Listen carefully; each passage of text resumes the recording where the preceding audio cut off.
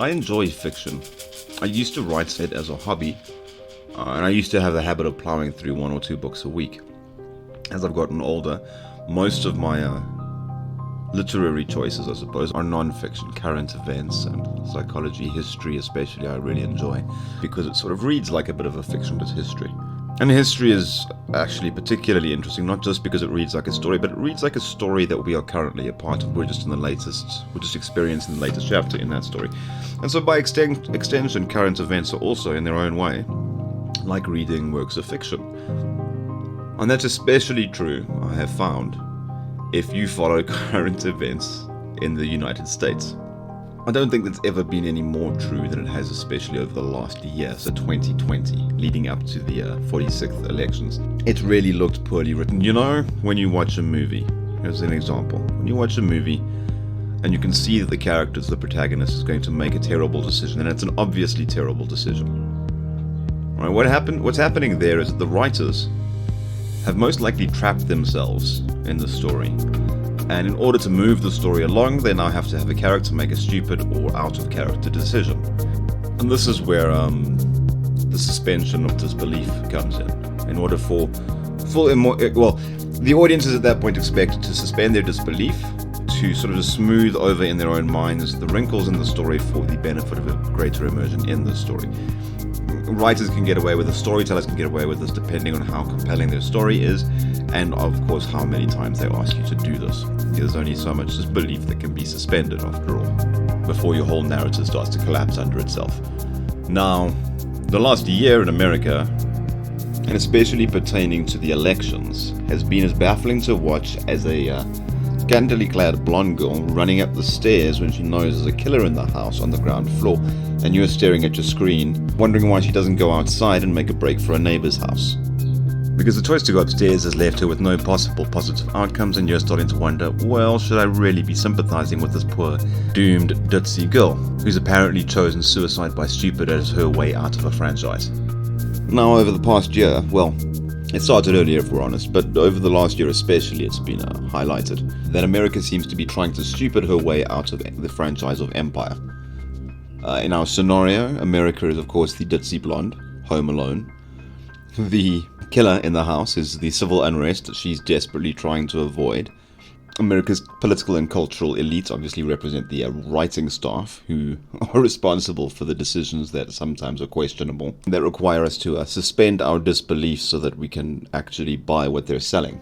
And what they were selling in 2020, the decision to run up the stairs, as it were, was mass mail-in voting. Because given the context that America was in 2020, mass mail-in voting made civil unrest, civil conflict, a damn near inevitability. At the very least, it made it inevitable that the 2020 elections would be in dispute. It didn't matter who won, the elections would be in dispute. Because criticism of the elections is one of the few bipartisan talking points in American politics today. The only thing that makes it partisan is who feels who was rigged, so who actually won, right? But since the run-up, since the lead up to the 2016 elections, we've had Donna Brazile, Elizabeth Warren, Donald Trump himself obviously, Hillary Clinton, Joe Biden, Kamala Harris, all calling into question the legitimacy of some or the other aspect of the American electoral system, from the Electoral College to the DNC primaries and how they're run, all the way through to the general elections, the use of voting machines, all of this. Both sides in America's politics have assaulted the perception of the integrity of American elections over the last 4.5 years, maybe 5 years. And when you pile on top of that the fact that these are quite easily America's most contentious modern elections, and probably the most contentious elections in America's history since Abe Lincoln, right? You pile that on top of the doubt that Americans have already learned to have in many of their institutions, such as the press, which, if we're being frank, has done a terrible job of providing balanced coverage that can be trusted by a bipartisan audience looking for the truth. And what you essentially have is a situation in which no sane individual would want to overhaul the entire country's voting system on short notice. And yet that's exactly what happened. Now again, I don't want to be conspiratorial. I'm not saying there was a conspiracy to overthrow the elections. So I don't want to talk about some of the smaller plot details, the missing trucks, the burst water mains, the boarded up windows at polling stations, the threatening of elected representatives, the absurdly slow counting, the F-graph.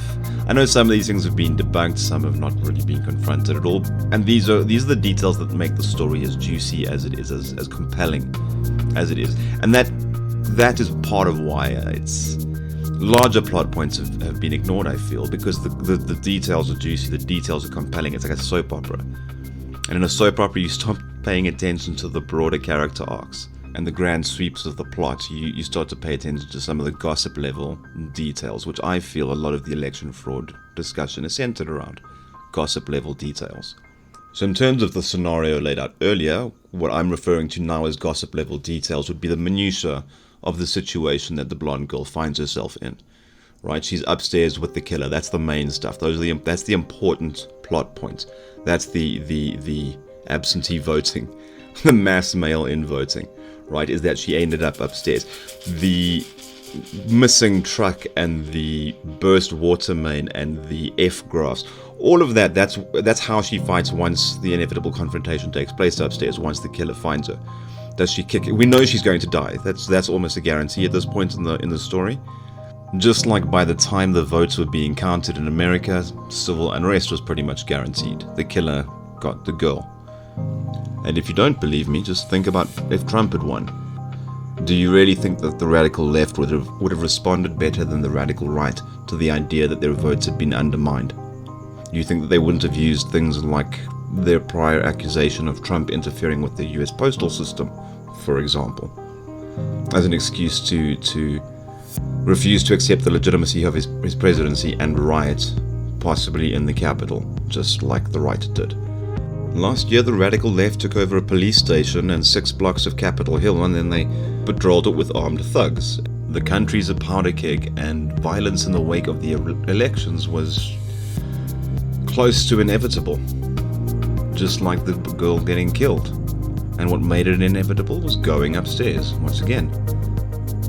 And that's always what I roll back to. I see all the discussion of election fraud, and I veer away from it because it's a very fuzzy talking point and a pretty insignificant plot point, if we're being honest. I know it doesn't seem like it's an insignificant plot point, but I think in the grander narrative it is. Whether Lady Liberty kicks her killer in the shins or discovers a truckload of uncounted ballots before she dies is less important to the plot than the fact that she dies. So the question then, the only one that really matters, is what comes next? What happens in the next scene? What paths, what choices do the plot points that we have leave available to us? For one, there's the 30,000 National Guardsmen that have been stationed in Washington, D.C., which optically make Biden somewhat appear to be like Emperor Palpatine. Lots of opportunity there to manufacture conflict with either radical lefties or radical righties, or normal left or right supporters, and make it look like they're extremists in the follow-up news reporting. And such a confrontation would add the additional benefit, of course, of justifying enhanced lockdowns and a further drift toward what looks like a precursor to an authoritarian police state. Then, of course, there's the second impeachment against Trump, because the first one was such a bloody success, they've decided to try it again in what appears to be a petty move designed to do nothing but upset Trump supporters, once again investing in tomorrow's resentment. And oddly, above all, that seems to be the name of the game, the investment in resentment.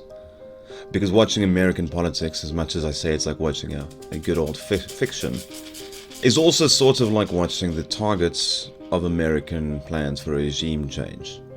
We have a militarily occupied capital, we have millions of Americans. I think the last time I looked at the stats, it was about 75% of Republican voters, 13% of Democrat voters, and about 23% of independent voters all felt that the election was fraudulent. They might be happy that Biden won, but they still don't think he did so fairly. So while there are many who might feel that the National Guard in the capital, the number, I mean it's 30,000 or 25,000 troops, some people might feel that that number of National Guardsmen in the capital provides a sense of security. But many others are going to look at that situation and quite reasonably wonder to themselves how it is that a fairly elected president needs that level of security to keep his inauguration safe from the people that apparently elected him. An impression that isn't going to be helped by the rumors swirling around, true or not, I don't know, but the rumors that they're having to be extra careful in vetting of the guardsmen that will be protecting Biden because they're worried about Trump supporters constituting a significant portion of America's military personnel. At this point, it feels like the girl is just hiding in the study upstairs, fumbling with daddy's gun, as the killer stalks off screen, simply prepping for the little lass's last jump scare. So I can't really make predictions about the next plot point to unfold, the next twist in the tale, but what does seem to be apparent is that the decision makers, for whatever reason, are making decisions that seem specifically designed to foment unrest, to piss off Americans, to set the left and the right against one another, to set men and women against one another, to set black and white against one another. And while the Washington Post may say that democracy dies in darkness, the reality is that democracy dies in distrust. And darkness just happens to be a great facilitator of distrust. And if neighbor cannot trust neighbor, then your democracy is already dead. It's just being carried by inertia and looking for a place to lay down and breathe its last.